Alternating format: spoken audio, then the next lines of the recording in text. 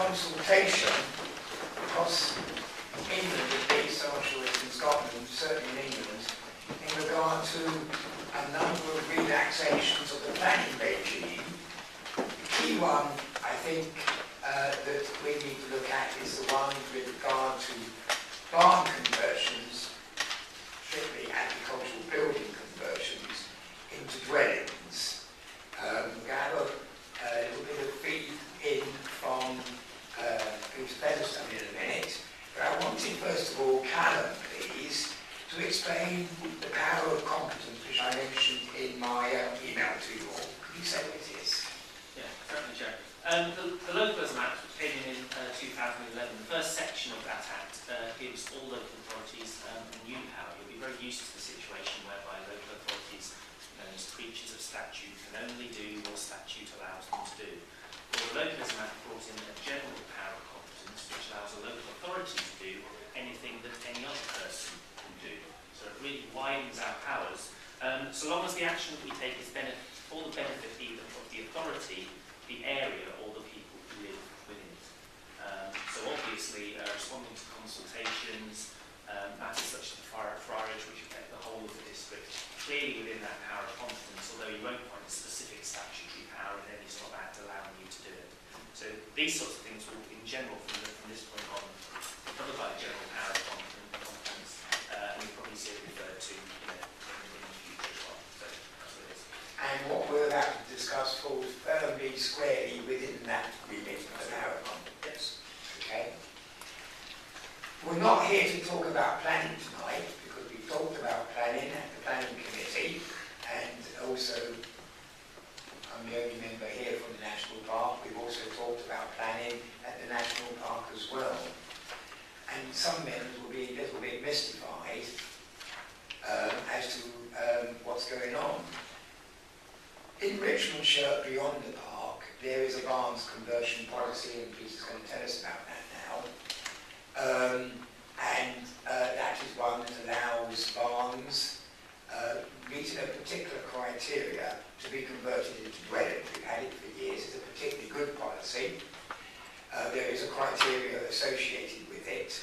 Those barns can be well beyond any recognised development boundary, as long as they meet a number of criteria. Within the national park, though, it is a completely different kettle of fish. There, the only barns that might be converted into dwellings had to be within defined villages. And of course, there are a large number of barns sitting by the roadside beyond those development boundaries that many local people, these barns tend to be in local ownership, do they not? They will provide a home for a local family. There are the skills to convert them at a reasonable cost, but the planning policy is not there to support it. So you have, in fact, almost a complete about turn when you get into the park. That there, what we have in Richmondshire, beyond the park, is not applicable. So you drive down from Hawes or from Asprey or from Bainbridge, and you come through to Redmire.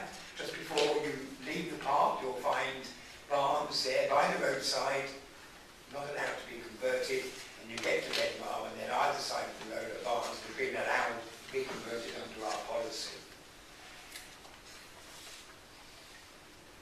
The planning response to this consultation belongs to the Planning Committee and also to the Planning Committee of the National Park.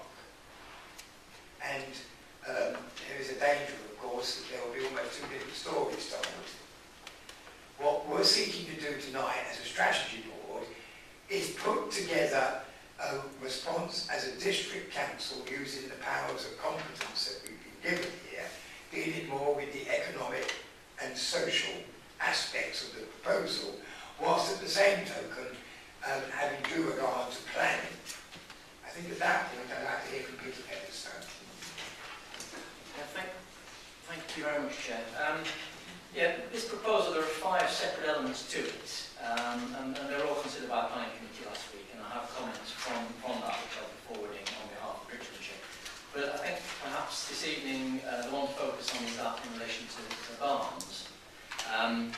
The proposal is that, in essence, it makes it what's called permitted development, i.e. not requiring planning permission to convert any agricultural building to a dwelling.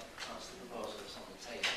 Now, that would apply to both traditional buildings and to modern buildings, and would also enable such buildings to be completely demolished and rebuilt, which is quite a difference to the current situation.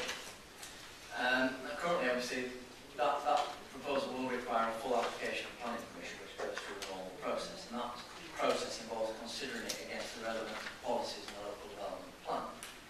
In Richmondshire, outside the National Park, we've had a positive approach to barn conversions for quite a number of years now. I think it's worked fairly well. It does enable traditional buildings to be conserved, it enables our landscape to be protected and new uses to be found for those buildings.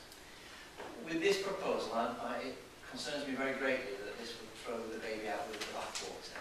I think it's a step, in fact several steps too far, to simply open up the door to such conversions. I think a better approach may be to encourage government to basically encourage planning authorities to take a similar policy approach that Richmondshire has done outside the park for a number of years. And maybe that's something for them to debate, Chair. Thank you very much indeed. Yvonne, first of all. This has been something that's been bothering me for years, and what's got me so cross in the last few weeks since this came out is the fact that if only the Yorkshire Dales National Park Authority had got on with the barns policy about 3 or 4 years ago, when John and myself were absolutely saying we need a barns policy, because all they had was a blanket outside the boundary, no. Even if it was in, 20, 30 yards near the boundary, no. So what we've ended up with is what you were saying. We don't, I personally do not want a barn on the top of the hill in the beautiful dales looking across, and all of a sudden you see, 3 washing lines full of washing and 3 cars and everything else, and a new track line up the middle of the field. That is not what I would like to see. But to me, there is loads and loads and loads of buildings by the side of the road that are causing no harm if they were moved in, became dwellings. There's also buildings on the agricultural buildings themselves. There's tracks up to barns which would make no problem. And we could have loads and loads of the barns being converted into housing, when in actual fact not spoiling the countryside at all. My concern now is if it's a free-for-all, well, we're going to get these on the top of the hill, very nice in one way, but sometimes it's just not possible to screen them properly to make them keep in the dales. And so, to me, I'm cross with the National Park, so they didn't get on with this when we've been asking for it for years. And also, I would like to think that, yes, there's no question that there's barns in the Yorkshire Dales National Park Authority that we do need to have converted, but we want a balanced approach to it and not a free-for-all, which is a little bit concerning. And just the other point, I don't know if you can answer me the question here, Chair.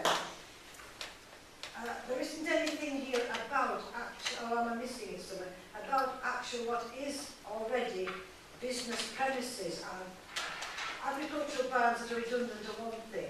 We're not looking at, we have very little business in the Dales, and it is concerned that jobs and things.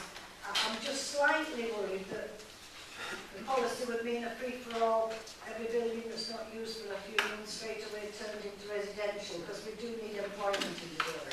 So the specific requirements within the park mainly deal with barn conversions, do they not? Is that? Yeah, that is correct. There's no way that shops